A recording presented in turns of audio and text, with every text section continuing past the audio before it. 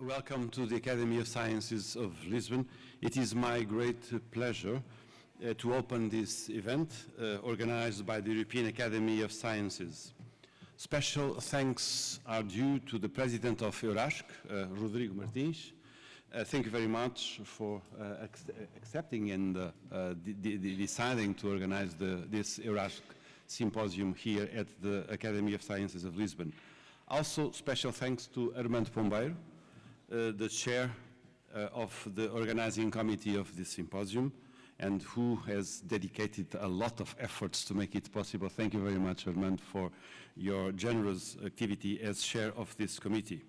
We are also grateful to the institutional and financial support provided by several stakeholders, public and private, which will be certainly mentioned in a few moments by Armando Pombeiro in his address. The main central topic of this symposium is Science for Sustainability, which reveals a concern with the present and a blueprint for the future. Europe faces major challenges at the present time, with unpredictable consequences for what the future may bring. We all know that both the nature and relevance of the problems do not admit easy solutions, whether when it comes to matters referring to the relationship of human beings with the surrounding natural world, global warming, climate change, pandemics, energy transition, natural catastrophes, or when social and political imbalances on a national and global scale are at stake. Migrations, refugee flows, extreme inequalities, absolute poverty, wars, urban violence, threats to democracy. What is the role of academies of sciences and humanities in this unstable and restless world? These times we are living in show that the role of academies and learned societies delivering independent scientific advice to supporting and monitoring the implementation of public policies for the common good is undisputable.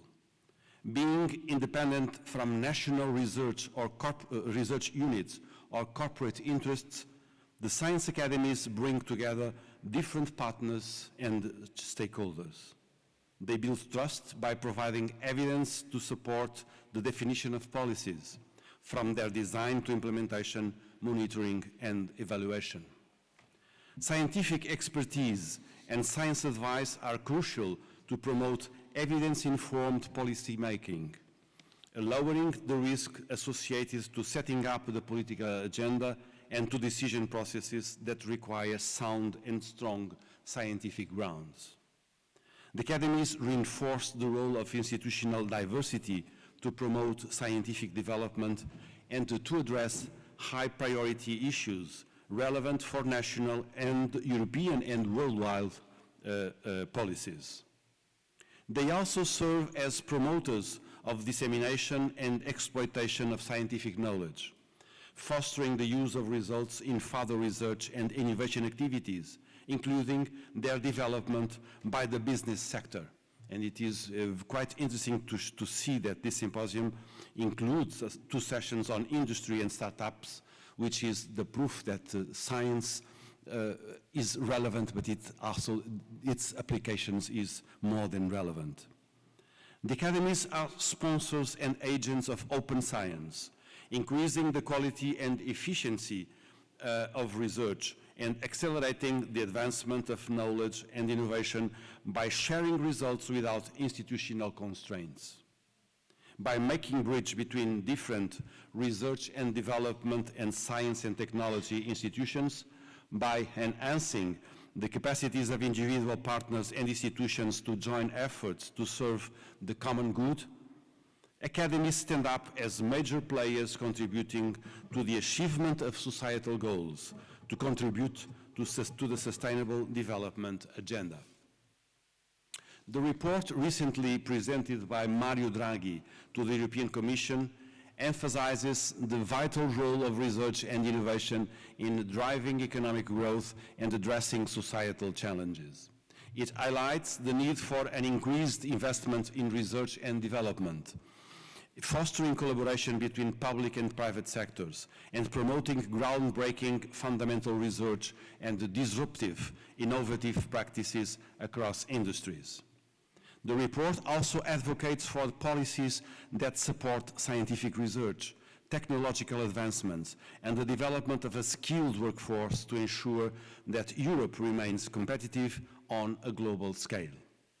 It also implies the need to attract new talents and retain the best and more qualified human resources in Europe, strengthening the collaborative actions between research and innovation centers and the business sector. For these reasons, the Mario Draghi report serves as an excellent guide to think what science for sustainability is about. The Academy of Sciences of Lisbon is an appropriate venue for the discussion of all these issues. In this library, a major symbol of the vitality of a learned institution, of an enlightened institution, multiple and different practitioners of letters, arts and sciences have come together since late 18th century. Natural scientists and philosophical travelers, scholars interested in the cultures and civilizations of the various empires, collectors of objects and samples of unknown territories, anonymous copyists who transcribed canonical laws and civil codes, who compiled treatises on theology, mathematics, or medicine, or any other field of human knowledge. Diligent scientists who made this academy a place of open science and shared knowledge. I'm most thankful to EurASc for choosing the Academy of Sciences of Lisbon as the venue of this symposium. I hope you may find here the inspiration to think about science for sustainability. Have a fruitful and enjoyable symposium. Thank you very much for coming. I'd start to address my compliments to all of you, of course, and also to representatives of some institutions that have the honor to be here, and including the president of EurASc, the president of the Academy of Science of Lisbon, the president of the Brazilian Academy of Sciences, and the president of the Portuguese Chemical and Electrochemical Society as well. I should say that it is an honor and a great pleasure for me to welcome you at this session. And it's a honor because it concerns two institutions that are well recognized worldwide. And it's a pleasure because it gives me the opportunity to express my appreciation for them and also for a good number of attendees I'm acquainted with. It is also, I'm sorry, but it keeps moving. Well, that's it. Yeah. Another pleasant situation concerns the fact that this symposium is somehow related to the very first one that I organized, and it was here at this academy, exactly at this room, and on nitrogen fixation. That's a topic that still has a high impact on sustainability. And this happened on the occasion of the celebrations, bicentennial celebrations of this academy. And the organizer was the president at that time, General Camarapina. And then two books came out from that. And the editor was my former supervisor, Professor Chet. So this was 45 years ago and still very current significance. Today's symposium continues the series of annual symposia of EurASc, and you have here the last 17 years, the places where it was held. So you can see that it was mainly in Central and Western Europe, and mainly in Belgium, France, and also in Portugal. And the topic of this conference is science for sustainability. And in fact, in a world, full of perturbation, and also with a decent consumption of its resources, it's important that international organizations endeavor to try to find solutions for these problems. And this is the case, for instance, of the United Nations, which defined the 17 Sustainable Development Goals that all of us know, towards well, promoting health, education, equality, and sustainable economic growth. And following the United Nations International Year of Basic Science for Sustainable Development, well, the United Nations proclaimed the International Decade of Sciences in general for Sustainable Development, starting this year in 2024. In spite of a number of initiatives, global initiatives that have been taken, in fact, we notice that the general aims usually are not being achieved.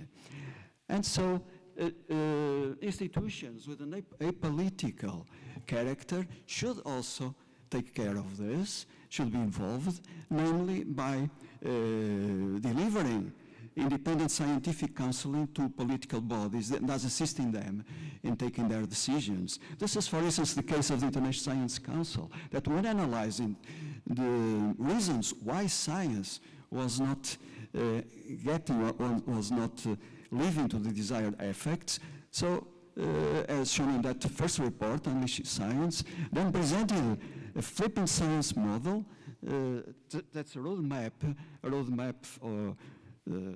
well, for sustainability, and proposed an alternative science model towards global transdisciplinary research, trying to put together researchers, policymakers, and also, well, communities.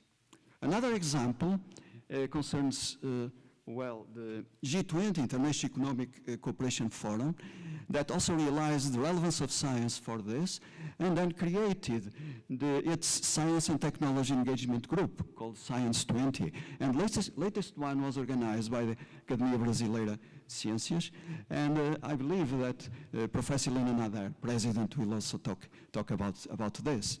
And so the motto was Science for World Transformation. So you can see that this is also fundamental to achieve sustainability. And so the science, the use of science for sustainability really is a common aim for academies, and it's gratifying to convene in this symposium representatives of these and other academies, many others that are here, also of universities, research units, and industry as well.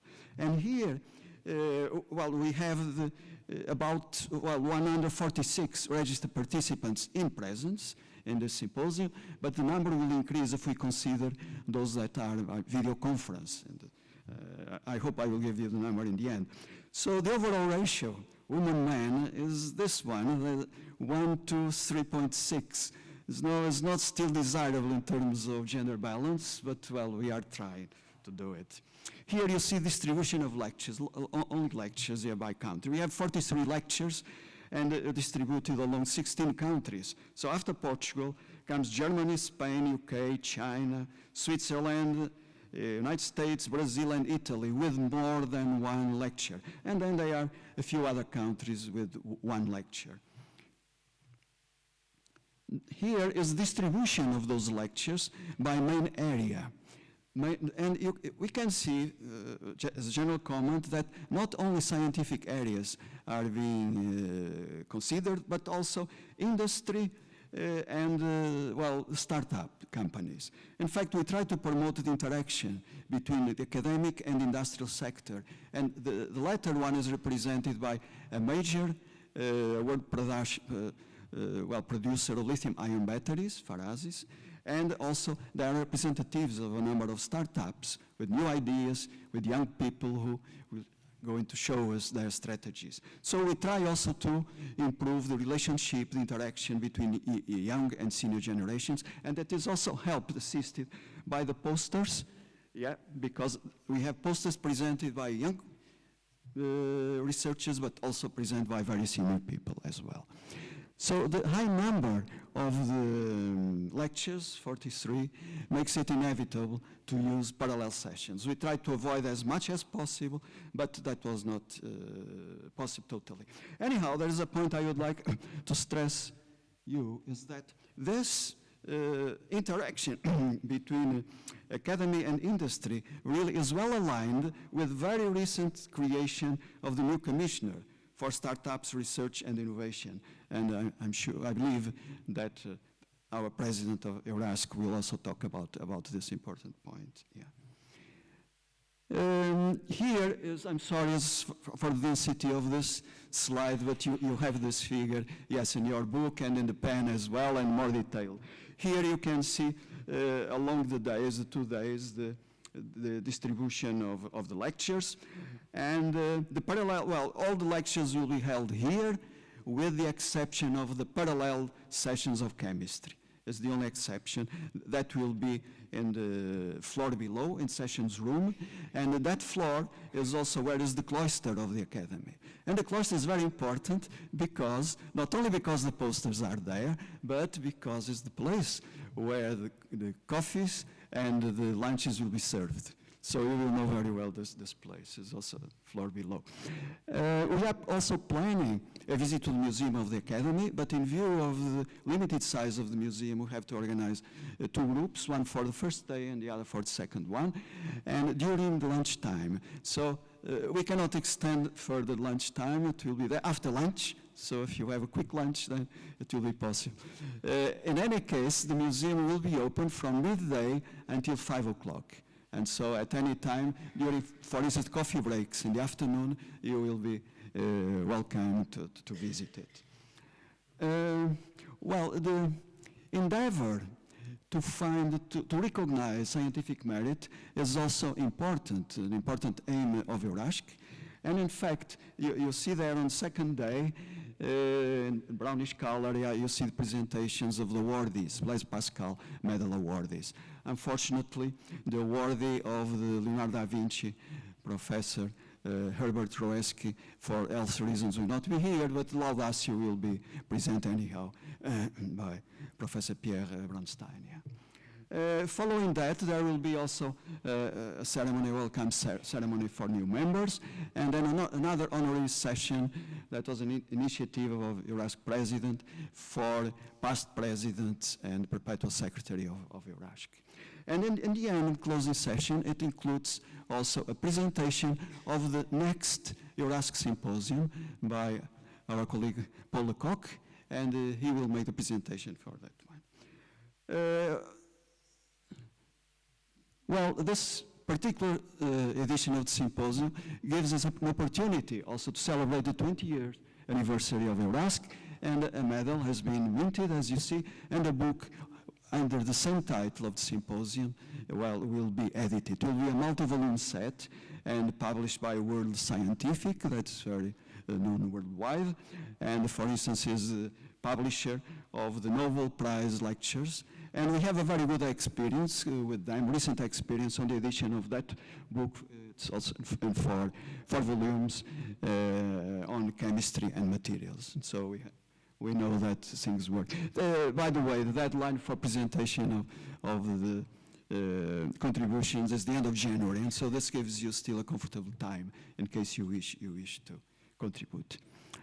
Well, symposium has benefited from a number of sponsors. They are indicated here, and of course also in your book and so on.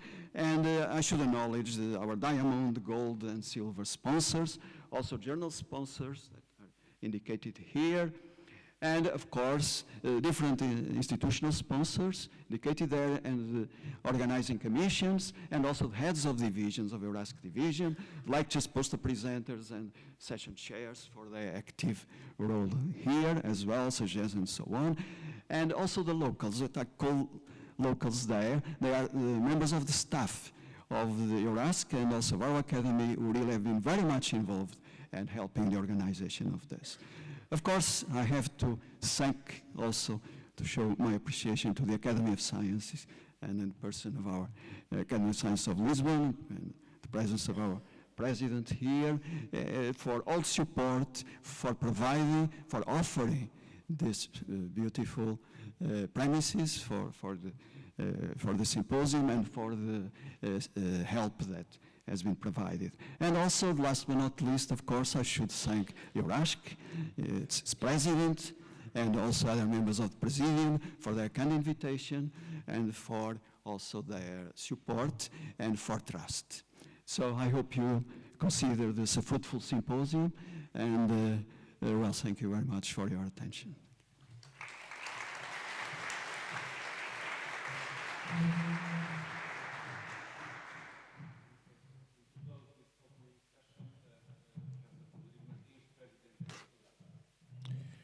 So, first of all, for me it's a great honor to stay in this beautiful space here, where we can really see how science governs the world for centuries. So, first of all, I would like to thank the president of the Lisbon Academy of Science, Professor José Luís Cardoso, the chairman of the symposium, Professor Armando Pombeiro, that did a fantastic job, and he is doing. The president of the Brazilian Academy of Science, Professor Helen Nader, the vice president of the Portuguese Society of Chemistry, Professor Luísa Martins, the president of the Portuguese Society of Electrochemistry, Professor Maria de Fátima Guedes da Silva, and also I would like to thank a special warm to our perpetual secretary, Professor Ellen Rood, that is here with us. Thank you very much to stay here.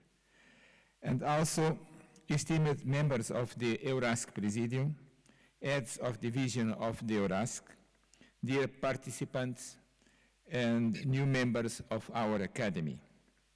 Ladies and gentlemen, thanks to young guys that are here and they are strategic for the future of science.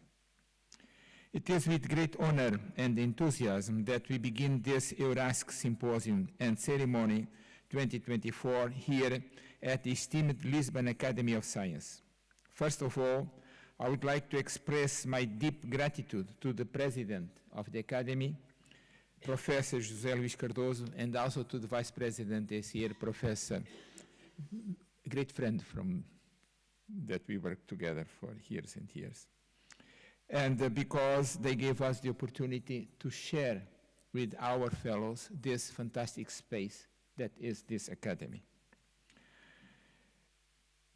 I would like also to give a special word of appreciation to Professor Helen Nader, President of the Brazilian Academy of Science, for her presence and for the continuity partnership between our institutions, which strengthens the scientific and cultural bonds between Europe and Latin America. And we hope that we can sign something that will strengthen the cooperation between Europe and between Latin America, represented by Brazil. I also would like to acknowledge and thank Professor Luísa Martins, Vice President of the Portuguese Society of Chemistry, and Professor Maria de Fátima Guedes da Silva, President of the Portuguese Society of Electrochemistry, for their valuable collaboration and support, both of which have greatly contributed to the success of our event and to the promotion of science in these key areas. I extend my gratitude to the members of the EurASc Presidium, to our head of divisions, and of course to all participants who honor us with their presence and who continue to acknowledge in their respective fields. This is very important because what we want is to identify what are the strategies of the future, as it was said by the President, Professor Luís Cardoso. But it means that if you want to go for prosperity and if you go for really sustainability of our world, science and innovation are the key areas, research and innovation. And I'm very proud because we identify in May that the Commission should change. We could not have everything in the same, as it was in the past, the same commissionary dealing with science, education, research, innovation, youth, and cultural. This is a big mess if you want to make things different. And we did a petition to the President Ursula, and we got, at the end, of course, it was not only us, but ALEA, the network of Nobel Prizes, and we got, at the end of the journey, Super Mario helping us. And with this, I'm very proud because we received last Friday, we knew already, but we received, written by the President, that she noticed our commitments, and of course she will follow this position. This is what Pombeiro said. And of course the startups are born are the source or the result from the innovation that we make on science. So this is good science that we have for our prosperity. And so I'm confident that this symposium that addresses a so remarkable area, which is sustainability. And this sustainability means that we don't have a planet B, we have this planet, and so everything that we make in the future will harm the future generations, and this is our obligation to look further. So I believe that this will be a fertile space for dialogue, exchange of ideas, and inspiration for all of us.